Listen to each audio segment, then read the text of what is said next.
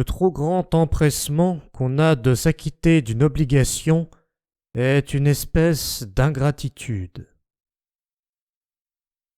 Les gens heureux ne se corrigent guère, et ils croient toujours avoir raison quand la fortune soutient leur mauvaise conduite. L'orgueil ne veut pas devoir, et l'amour-propre ne veut pas payer. Le bien que nous avons reçu de quelqu'un veut que nous respections le mal qu'il nous fait. Rien n'est si contagieux que l'exemple, et nous ne faisons jamais de grands biens ni de grands maux qui n'en produisent de semblables. Nous imitons les bonnes actions par émulation, et les mauvaises par malignité de notre nature, que la honte retenait prisonnière et que l'exemple met en liberté. C'est une grande folie de vouloir être sage tout seul. Quelque prétexte que nous donnions à nos afflictions, ce n'est souvent que l'intérêt et la vanité qui les causent. Il y a dans les afflictions diverses sortes d'hypocrisie. Dans l'une, sous prétexte de pleurer la perte d'une personne qui nous est chère, nous nous pleurons nous-mêmes. Nous regrettons la bonne opinion qu'elle avait de nous. Nous pleurons la diminution de notre bien, de notre plaisir, de notre considération. Ainsi, les morts ont l'honneur des larmes qui ne coulent que pour les vivants. Je dis que c'est une espèce d'hypocrisie à cause que dans ces sortes d'afflictions, on se trompe soi-même. Il y a une autre hypocrisie qui n'est pas si innocente parce qu'elle l'impose à tout le monde. C'est l'affliction de certaines personnes qui aspirent à la gloire d'une belle et immortelle douleur. Après que le temps, qui consume tout, a fait cesser celle qu'elle avait en effet, elles ne laissent pas d'opiniâtrer leurs pleurs, leurs plaintes et leurs soupirs. Elles prennent un personnage lugubre et travaillent à persuader, par toutes leurs actions, que leur déplaisir ne finira qu'avec leur vie. Cette triste et fatigante vanité se trouve d'ordinaire dans les femmes ambitieuses. Comme leur sexe leur ferme tous les chemins qui mènent à la gloire, elles s'efforcent de se rendre célèbres par la montre d'une inconsolable affliction. Il y a encore une autre espèce de larmes qui n'ont que de petites sources, qui coulent et se tarissent facilement.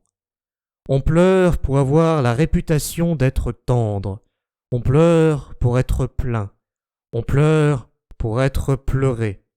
Enfin, on pleure pour éviter la honte de ne pleurer pas. C'est plus souvent par orgueil que par défaut de lumière qu'on s'oppose avec tant d'opiniâtreté aux opinions les plus suivies. On trouve les premières places prises dans le bon parti, et on ne veut point des dernières. Nous nous consolons aisément des disgrâces de nos amis, lorsqu'elles servent à signaler notre tendresse pour eux. Il semble que l'amour-propre soit la dupe de la bonté, et qu'il s'oublie lui-même lorsque nous travaillons pour l'avantage des autres. Cependant, c'est prendre le chemin le plus assuré pour arriver à ses fins. C'est prêter à usure sous prétexte de donner. C'est enfin s'acquérir de tout le monde par un moyen subtil et délicat.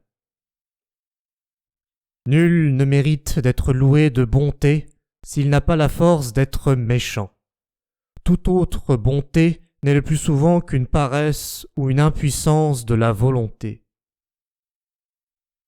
Il n'est pas si dangereux de faire du mal à la plupart des hommes que de leur faire trop de bien.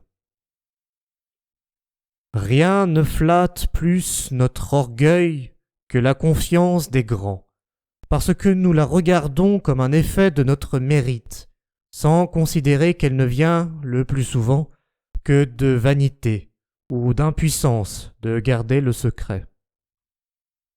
On peut dire de l'agrément, séparé de la beauté, que c'est une symétrie dont on ne sait point les règles, et un rapport secret des traits ensemble, et des traits avec les couleurs, et avec l'air de la personne. La coquetterie est le fond de l'humeur des femmes, mais toutes ne la mettent pas en pratique, parce que la coquetterie de quelques-unes est retenue par la crainte ou par la raison. On incommode souvent les autres quand on croit ne les pouvoir jamais incommoder.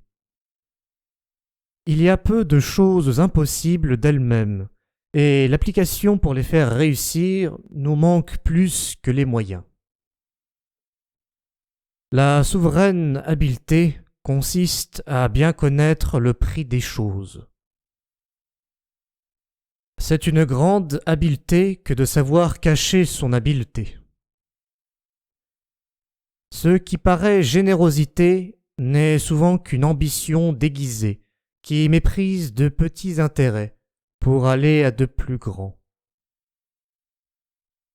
La fidélité qui paraît en la plupart des hommes n'est qu'une invention de l'amour-propre pour attirer la confiance. C'est un moyen de nous élever au-dessus des autres et de nous rendre dépositaires des choses les plus importantes. La magnanimité méprise tout pour avoir tout. Il n'y a pas moins d'éloquence dans le ton de la voix, dans les yeux et dans l'air de la personne que dans le choix des paroles. La véritable éloquence consiste à dire tout ce qu'il faut et à ne dire que ce qu'il faut.